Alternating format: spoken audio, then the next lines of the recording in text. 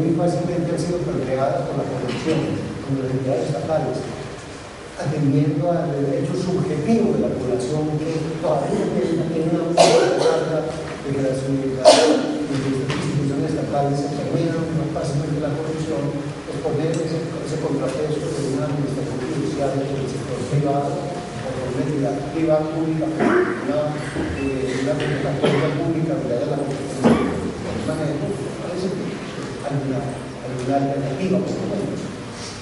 Sí, yo diría el tema de la descentralización no se desconsidera en la propuesta que se hace, se tiene en cuenta y esto habrá que seguirlo mejorando. El tema de la equidad, yo también creo que vamos a resolver esta necesidad en todos los aspectos. Me parece que es que eso no tiene sentido. Es decir, es una búsqueda, ¿cierto?, de la sociedad permanentemente por ir atacando esos bolsones de inequidad que pueden estar persistiendo aún en el mejor modelo que hagamos. Yo creo que esta propuesta tiene una aproximación muy importante con las ideas que ha presentado también Mario. Esta propuesta nos pone atacar un elemento que ha sido claramente demostrado que ha afectado dramáticamente el tema de la equidad, que no ha permitido avanzar, ya en la implementación de los intereses. Entonces, yo creo que son propuestas que se dan por ese campo de federalismo político y para aprender un poco a lo que Carlos Humberto decía en un momento. Sí, son perspectivas de ir caminando manejados por el suelo por una perspectiva, pero no tiene que ser una diferencia responsable con un artículo comunitario o todo esto. Pero yo creo que debiéramos encontrar este proceso de diálogo, de intercambio, como una propuesta muy idealista, muy perturbadora, las vamos a aproximar para que podamos hablar juntos. Y aceptar también tranquilamente que la desarrollo es rico que se entienda la diferencia. Las diferencias van muriendo el debate, la discusión, van echando la pensamiento de los que están hablando. Pero creo que cuando se trata de ser prácticos, que hacemos por un modelo que está en crisis, que claro, el ministro no está hablando al país, pero está actuando en función de los intereses que se mantienen en ese modelo, sin duda. Cuando yo hago la figura de que es un mudo y que anulamos al otro, es porque el otro por lo menos lo teníamos ahí para contrastarles las absurdeces que decía. Yo creo que aquí hay que ponerlo a hablar, para que el país entienda pues, que hay un debate que poner arriba. Pero entonces, entendiendo que hay que avanzar en la propuesta, me implico que vamos a encontrar esos espacios comunes para avanzar, y que no paraliza de ninguna manera el debate, las reconsideraciones, y que también puede llegar a tener retrocesos, porque es que las dinámicas sociales son esa naturaleza. Yo creo que mi propuesta va a avanzar, encontremos esto, encontremos aquellos puntos que nos permitan decir, la mayoría de la población efectivamente encuentra que hay una propuesta aceptable, con la cual puede ver que se le está dando respuesta a sus realidades inmediatas, pero que mantiene bien también sus sueños. Yo creo que la gente opina esas dos cosas. Si puede haber muchos sueños, la gente finalmente, cuando sabe que tiene una y que se puede cubrir de esto, si en los 2 o 3 meses se puede intervenir rápidamente, también incorpora rápidamente una resuelve esto. Hoy, mañana. Entonces, yo creo que esa incorporación del sueño y la respuesta a la realidad es un punto que hay que incorporar. Muy bien, profesor, de inmediato entonces, profesor Mario. Es terrible, porque hay muchas cosas que discutir y precisar, pero voy a ser muy preciso porque comienza un debate. Hasta ahora no habíamos tenido oportunidad de profundizar lo que han significado. Mira, yo creo sinceramente que hay una confusión entre seguridad social y aseguramiento de salud. Creo que los sistemas de seguridad social que se han desarrollado históricamente tienen un carácter fuertemente, digamos, político, de acuerdo político entre capital y trabajo, con una gran presencia de Estado y habitualmente tienen pagador único de carácter público. Yo Bueno, dijo que la seguridad social, esta que estoy hablando, no puede garantizar en absoluto. Lo que estamos proponiendo es un sistema de seguridad social de verdad. El que digo que no puede garantizar es el sistema de aseguramiento de competencia regulada con subsidio a la demanda. Por eso lo digo con todas las letras. Ese que tenemos en Colombia y en ninguna otra parte del mundo con la profundidad y la estructura que tiene. Y hagamos de verdad comparación entre los sistemas, a ver si este sistema de aseguramiento es el mismo holandés o es el mismo francés, porque todo es aseguramiento. No, hay diferencias. ¿Sí? Y eso me parece que es el comienzo de un debate que vamos a tener que profundizar con mucho cuidado. Y obviamente es distinto a un servicio único pagado únicamente por impuestos.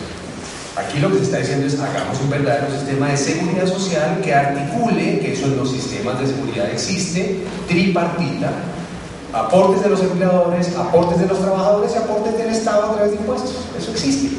Eso no me lo estoy inventando yo. Es una tradición viejísima. Entonces no es una cosa loca, pues, que salga de quién sabe dónde.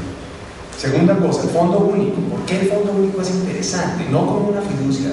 Y hay algo, yo creo que no puede ser simplemente un pagador. Hoy el FOSIVA es una fiducia, fíjate cómo se la roban. ¿Sí? Eso no garantiza nada. Es una persona jurídica que ordena esos recursos públicos en 5 cuentas distintas y que las asigna muy claramente eso sí, a unos administradores territoriales con capacidad de decisión y ordenamiento de las acciones de salud pública, de atención individual, y por eso no va en contra de la descentralización. Así de simple. Solo que hay que revisar la descentralización que tenemos, porque hoy es terriblemente municipalista, pero tiene mecanismos como asociaciones de municipios. Tiene territorios que se llaman provincias y tiene departamentos y tiene además asociaciones entre provincias. Bueno, una serie de mecanismos. La nueva ley de ordenamiento territorial permite generar acuerdos muy concretos, ¿cierto?, en territorios que me parecen mucho mejor, pensando en territorios sociales de salud, no solamente en quién maneja la plata, sino cómo se decide en función de la salud de la gente. No se puede armar redes integradas de salud con municipios de 5.000 personas, eso todos lo sabemos.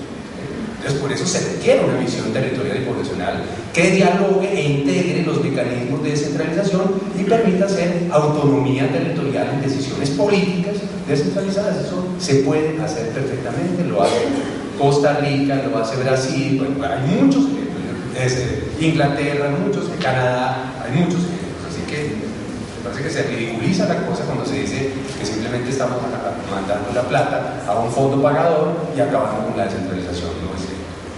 Y el modelo precisamente en detalle muestra que no es así.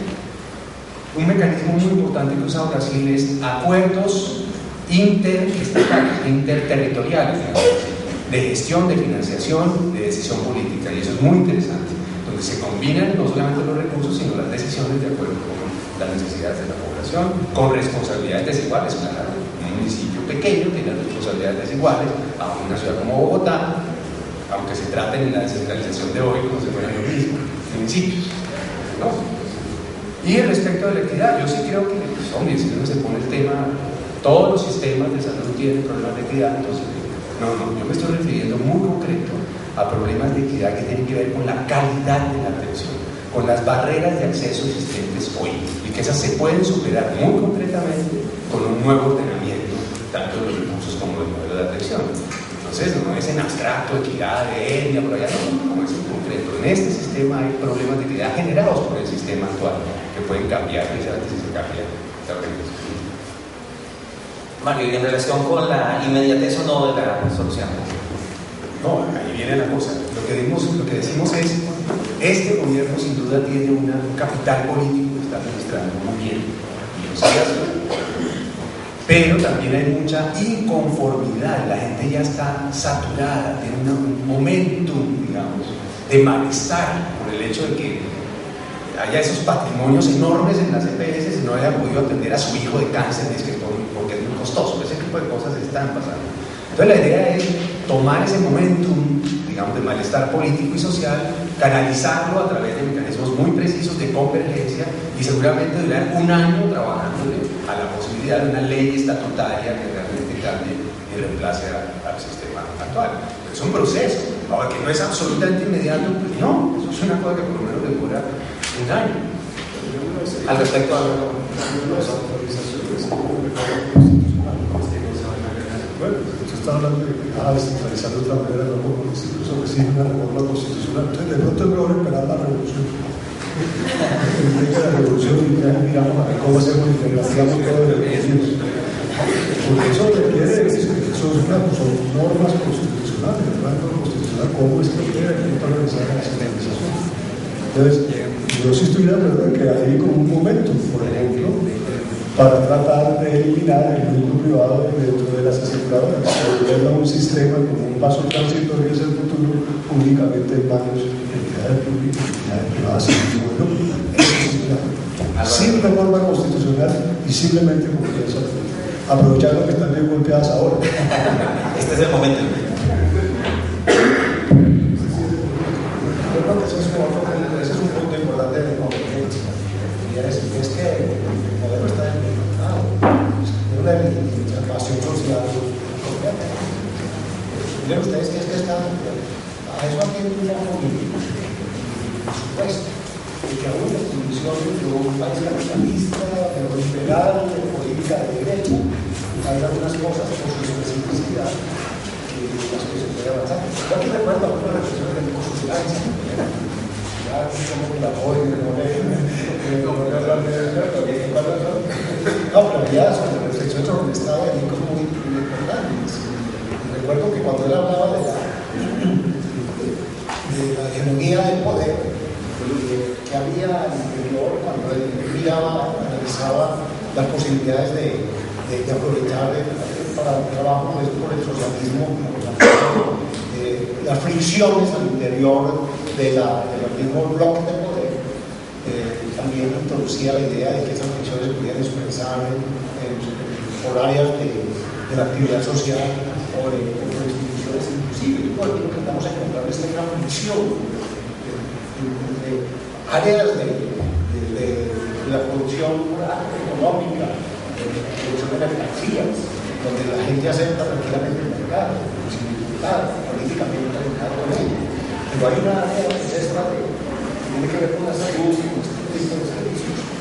La gente dice, no acepto el mercado ahí. Yo necesito que el Estado me proteja, esa fricción tiene que trabajar. Y cuando ese modelo que tenemos está deslegitimado como está, yo creo, ¿no? Yo pienso que si me preguntaran muy coherentemente, muy unificadamente una demanda, por eso yo propongo este foro de protesta para los organizaciones sociales, para los núcleos académicos que afortunadamente se han venido instituciones del país. La protesta es, a ver, acordemos cómo volvemos a levantar un debate ya. Un debate. Qué bueno que lo hicieran los de la Nacional, la Universidad del Valle, que estuvo allá y se están generando por fortuna nuevos debates importantes.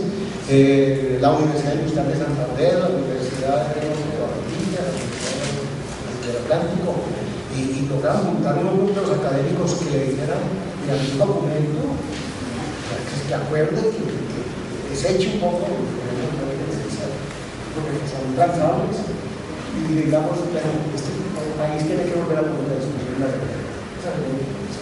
una propuesta que pasa fundamentalmente porque le quita la intermediación de las empresas. Y de ahí en adelante, aquí ya hay alternativas. Yo pienso que no llegamos del todo seguro.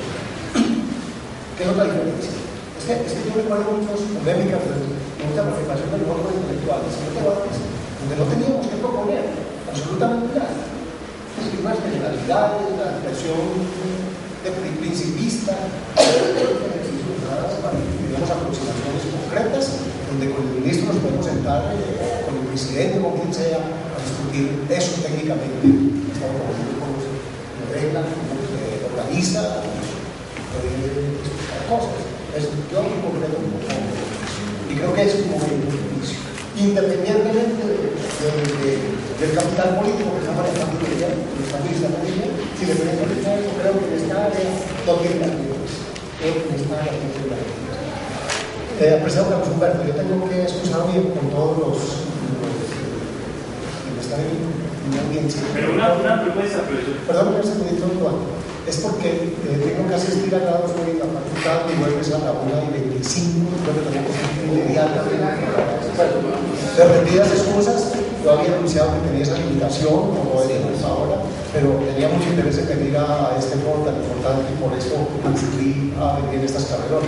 les suplico que me excusen y me vuelvan a invitar, que estaré complacido.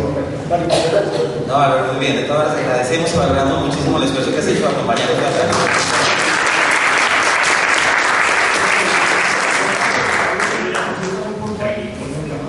simplemente, esa es la tercera vez que lo digo, seguramente va a haber una cuarta, una quinta, y es que ya hay propuestas que se están haciendo. El CISPI, por ejemplo. Qué bonito sería que las universidades, que los decanos, como la facultad que usted dirige de manera muy le pusieran atención al CISPI, y pudiéramos conocer qué están haciendo ya las poblaciones niñas en este momento de transformación ya del sistema, mientras llega esa otra tan necesaria reforma. muchas gracias. Muchas gracias. Gracias, profesor Álvaro. Buen vuelo, buen viaje. Bueno, habíamos planteado otra serie de preguntas. De alguna manera se han abordado ya en el inicio de la discusión.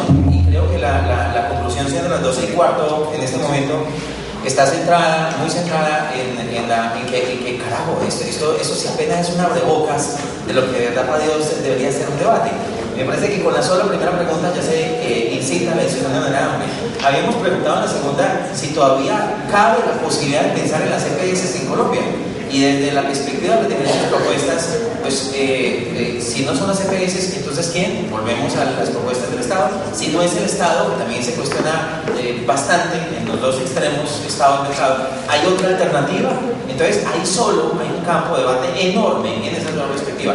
De hecho, hay tres posturas en la mesa relacionadas con la pregunta que muestran diferentes opciones para abordar este asunto. Pero también reclamábamos las preguntas, y preguntas claves como: en un escenario como el que tenemos hoy, ¿es posible de verdad podemos poner a funcionar el tema de APS y las RIS tal cual como quedaron en la 1438? ¿En qué medida se puede poner un deseo que tiene todas las posturas ideológicas de todo el perfil en el país acerca de vivir y hacer vivir el tema de la atención primaria en el país, como digamos se plantea en otra perspectiva, a lo poco que hoy se hace en el país en relación con el tema, y cómo se pone a funcionar si esto no cambia? Y ahí tenemos un reto enorme con el tema de la 1438. Desde las propuestas alternativas, ¿cómo se ve el tema de APS y RIS funcionando? ¿Qué coherente es? Pero también hay otras preguntas relacionadas con, bueno, y si volvemos con todo el cuestionamiento del mercado a las posturas del Estado, entonces, desde esa perspectiva se preguntaba en qué medida se pueden tolerar los mercados en una reforma del sistema y hasta qué punto. ¿Serán siempre necesarios? De alguna manera están vivos y presentes, y hasta qué punto. Entonces, bueno, preguntas de esa naturaleza que veníamos planteando. Yo estoy pensando que siendo pues ya esta hora, y quería mirar si antes de plantear esas preguntas a los profes, y si ellos tienen más comentarios adicionales, también preguntar si ustedes tienen, alguien quiere hacer alguna pregunta, y gastar nuestros 15 minutos, 2:30, y cerramos, aprovechando la presencia de ustedes para poder hablar con los profes. Escuchemos al profe Udelo que quiere mencionar algo adicional. No voy a contestar la pregunta porque sería demasiado extenso. En la parte de digamos, intermediación, aseguramiento y realmente hay dos propuestas que están relacionadas con la existencia o no de un tercer partido. Sí. La propuesta que Profesor Hernández y Profesor Cardona es un único pagador, organizado, no son iguales, pero es un único pagador nacional, tiene sus instituciones regionales. La propuesta es que haya un sector, y esa, la premisa colombiana no es la única. Inglaterra, que tiene un sistema nacional único centralizado, tiene un tercer pagador, o las instancias de funcionan como tercer pagador y tienen un clasificado. Hay miles de formas. Ese punto, digamos, es un punto de discusión. Como igualmente el punto de la discusión que yo planteaba, desarrollada en términos de si se requiere un paquete explícito o más bien un paquete nominal.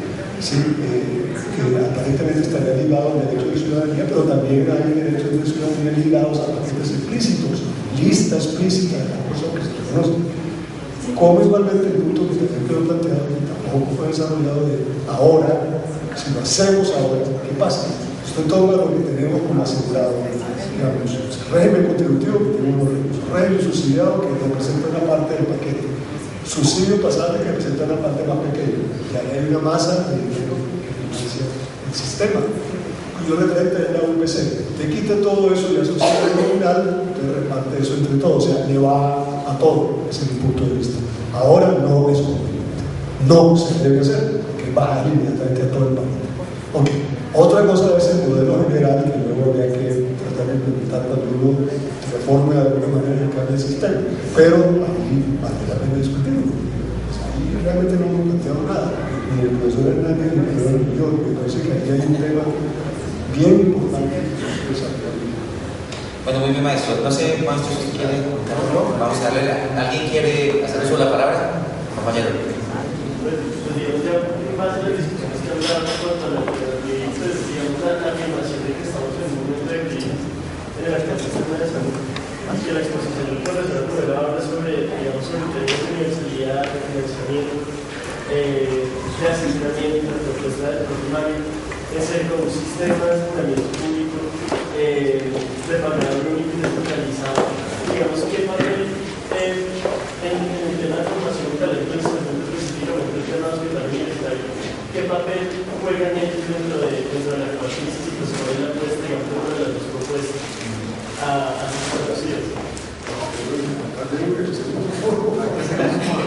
Esa pregunta no, pero yo sí quiero dejar para otro foro una hipótesis fuerte, y es que con un sistema como el que yo estoy proponiendo es mucho más fácil organizar el proceso de formación, mucho más fácil, de hospital universitario de todos los niveles, mucho más. El otro es el que está realizándose hoy es de unos convenios entre dos agentes que están todo el tiempo buscando su propia rentabilidad.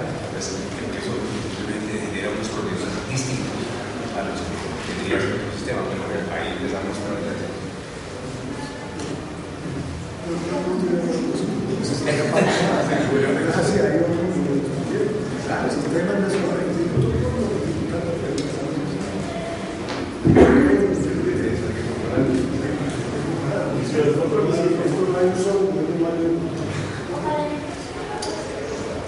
¿Qué te dijera? Profesor Carlitos Sarmiento.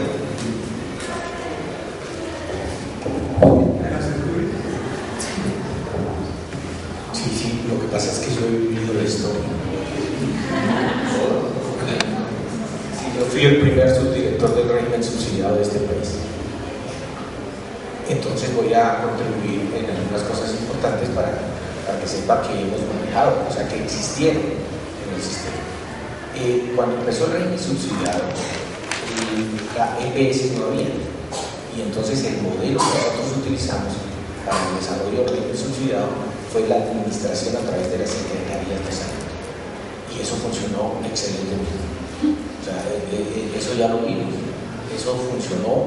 El valor de la UPC se le pagó a las secretarías de salud. Las secretarías de salud contrataban directamente a los hospitales y no hubo crisis hospitalaria, no había absolutamente ningún problema. Teníamos pues la doble financiación porque había subsidio de oferta y subsidio a la demanda simultáneos para los hospitales, que luego va a cambiar cuando aparece la ley de 346 que le va quitando a los hospitales el subsidio de oferta. Pero los primeros 2 años del manejo del régimen subsidiado fue sin EPS. Fue a través de esa figura que se parece al diseño que plantea Mario y que plantea también el profe Cardona, en el sentido que sea manejado a través del Estado y eso funcionó bien. Otra cosa, sin fondo. Era fosila, o sea, manejamos fosila. Sí. Y lo otro que se tuvo también en el sistema y que cambió era que había un control para las EPS del régimen subsidiado, que en ese momento eran ARS.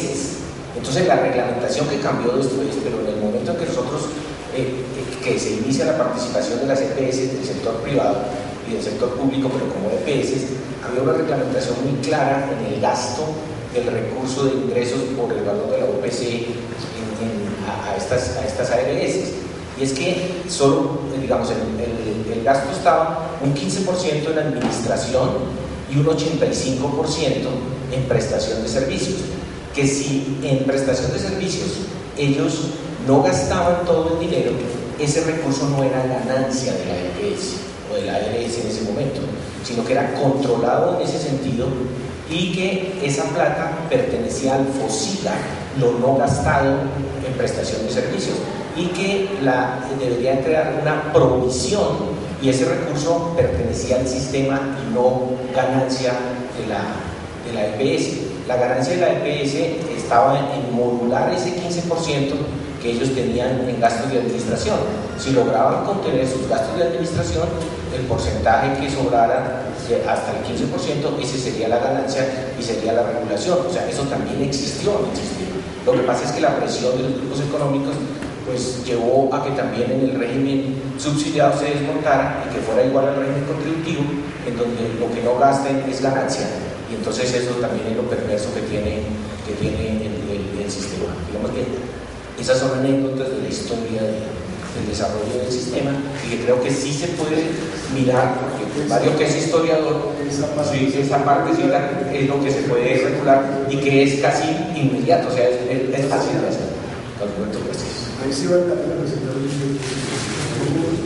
cómo romper la brecha que hay entre el valor de la OPC y no los costos de administración, sino el valor de la OPC y lo que efectivamente se gasta. O sea, el uso real, ¿sí? Sin necesidad de abandonar la OPC que le da el valor total de todo el sistema y que impide que el Estado pueda elevar inmediatamente a donde quiera. Es el problema que enfrentamos con un paquetito. ¿Algún otro compañero? ¿O ya quieren ir a almorzar? Bueno, muy bien. Queda entonces en puntos suspensivos el debate para la segunda parte. Muchas gracias.